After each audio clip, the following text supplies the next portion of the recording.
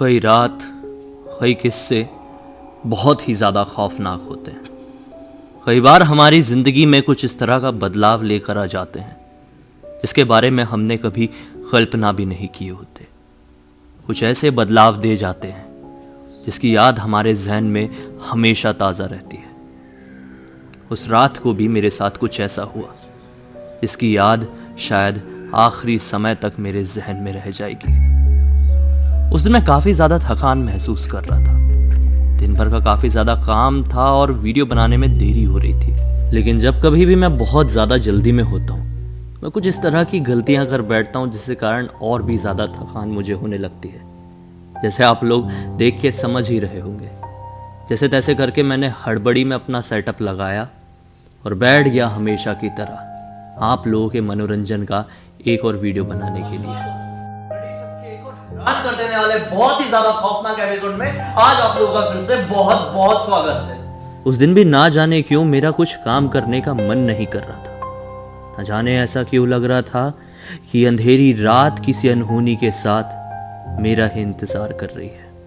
तो ये थी उस लड़के की खौफनाक दिल दहला देने वाली कहानी। अगर आप लोग भी चाहते हैं कि आप लोगों की कहानी मैं अपने वीडियो में लेकर आऊं तो इंस्टाग्राम में लिंक भेजिए। लेकिन मेरे ही एक चाहने वाले ने कहा है कि चाहे भूचाल आ जाए, भूकंप आ जाए या फिर ज़ॉम्बी अटैक, ब्लडी सत्य कभी वीडियो बनाना छोड़ेगा नहीं। जिसने भी कहा है बिल्कुल सच कहा है। जिंदगी में एक ही चीज़ सीखा हूँ, दूसरों का मनोरंजन करना, और उसे कभी छोड़ूंगा नहीं, चाहे जो कुछ भी हो जाए। उस रात भी बिल्कुल मैंने हमेशा की तरह अपना डेली वाला काम कंप्लीट किया और सोचा आज तो बहुत थकान है, अच्छा है जल्दी नींद आ जाएगी। लेकिन उस रात मैंने बिस्तर में सोने से पहले वही किया जिसके बारे में मैं सभी लोगों को कहता हूँ। अपने तकिए के नीचे कुछ स्टील का रख लिया।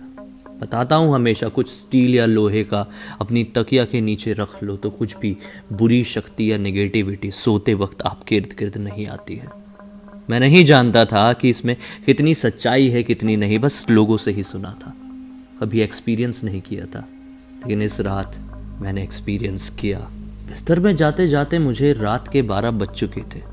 थकान बहुत ज़्यादा थी। सोचने के बावजूद भी कि नींद बहुत जल्दी आएगी, मुझे नींद बिल्कुल भी नहीं आ रही थी। मैंने सोचा टाइम पास के लिए थोड़ा मोबाइल चलाता हूँ, लेकिन कोई फ़ायदा नहीं हुआ। मोबाइल चला कर भी थक गया, लेकिन आंखें हैं कि बंद होने का नाम ही नहीं ले रही थी। सोचा थोड़ा पानी पी लेता हूँ, थोड़ी शांति मिलेगी तो शायद नींद आ जाएगी। लेकिन यह आइडिया भी बेकार निकला। फिर सोचा कि अपनी फेवरेट चीज़ वैसलीन लगाता हूँ। जी हाँ, सही सुना आप लोगों ने, लत है मुझे वैसलीन की, पता नहीं क्यों, कैसे, कब से नहीं पता, लेकिन है। वैसलीन थी कल तक, लेकिन ना जाने क्यों जब आज मैंने बिस्तर से उठ के इतना बड़ा डब्बा वैसलीन का उठाया तो खाली था, जो कल तक आधे से ज़्यादा भरा हुआ था। मैं शॉक्ड था कि पूरे घर में मेरे अलावा कोई नहीं है, कोई आया भी नहीं है, तो ये कैसे अपने आप ख़त्म हो गई। मैं ब्लैंक था। सोचा छोड़ो यार, सोने पे फोकस करता हूँ, शायद अब नींद आ जाएगी। लेकिन मेरी वो सोच गलत थी। शायद मैं सोकर उस रात जिंदगी की सबसे बड़ी गलती कर रहा था।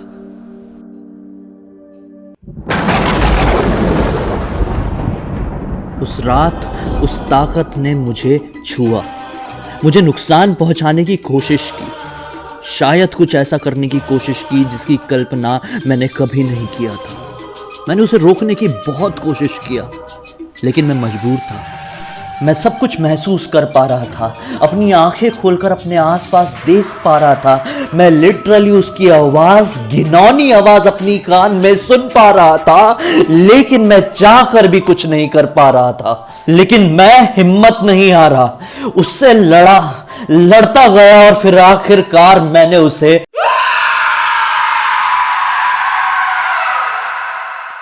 हरा दिया।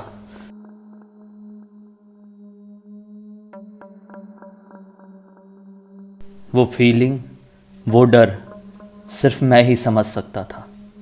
उस दिन मुझे पता चला कि असली डर क्या होता है।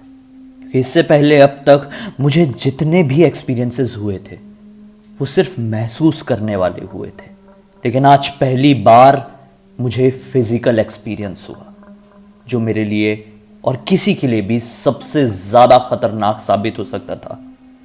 मैंने खुद को थोड़ा नॉर्मल करने की कोशिश किया, उस एनर्जी को उल्टा सीधा बोलने की कोशिश किया, उसे दिखाने की कोशिश किया कि मैं नहीं डरता हूं, हिम्मत है तो अब सामने आ, मैं तुझे चैलेंज करता हूं। शायद ये करने से मैंने उस डर को अपने आप के ऊपर हावी नहीं होने दिया, और शायद यही कारण था कि वो डर कुछ ही मिनटों में मेरे मन से पूरी तरह से खत्म हो गया। ना जाने कैसे देखते देखते वो पूरी रात बीत गई और फिर सुबह के 5 बज गए।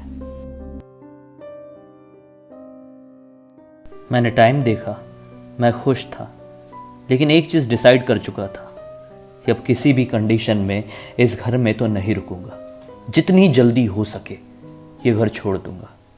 मैंने सबसे पहले ही अपना बैग पैक करने की शुरुआत की। अपने कुछ दोस्तों को फोन लगाया और जल्द से जल्द उस इलाके से बहुत दूर, घर से ही नहीं इलाके से भी बहुत दूर एक नए घर की तलाश में लग गया।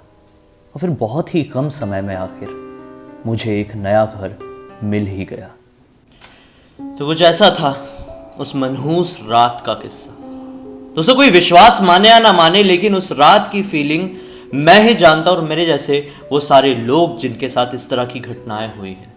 आज आप लोगों को देखने में भले ही ये चीज़ थोड़ी नॉर्मल लगी होगी, सच्ची घटना सिर्फ और सिर्फ मेरे ही जहन में है और आने वाले अंत समय तक मेरे ही जहन में रहेगी। क्या आप लोगों के साथ भी कुछ ऐसा बीता है जिसे आप इसी तरह के नाट्य रूपांतर को लेकर दुनिया वालों को सामने बताना चाहते हैं?